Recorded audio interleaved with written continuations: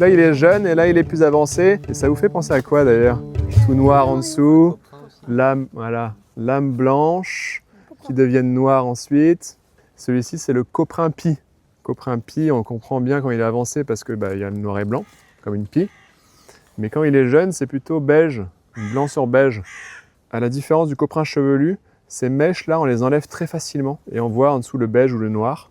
Alors que le coprin chevelu, on ne peut pas enlever ces mèches. Vraiment, elles font partie de la chair du chapeau, c'est tout blanc. Mais le coprin chevelu, même quand il vieillit, il garde des mèches blanches, un chapeau blanc. À peu près la même forme, la même taille, mais ça reste blanc, quoi. Sauf quand il est en fin de vie et là, il devient noir. Parce que les coprins, souvent, ils se liquéfient. Ça fait du jus noir. On parle de champignons déliquescents. C'est mortel du coup? C'est pas mortel, mais c'est pas bon et ça pue. Au pire, vous n'allez pas vous intoxiquer, mais c'est pas bon. Le coprin chevelu, il est comestible, il est très bon. On peut même le manger cru. C'est partie des rares champignons qu'on peut manger cru quand il est jeune. Ça, c'est le coprin pie vraiment en fin de cycle. Donc, comme je disais, il se liquéfie. Donc, si vous voulez de l'encre, vous pouvez cueillir des coprins pie et puis les mettre dans un pot. Et vous allez voir, vous allez avoir un liquide noir et vous pourrez écrire avec.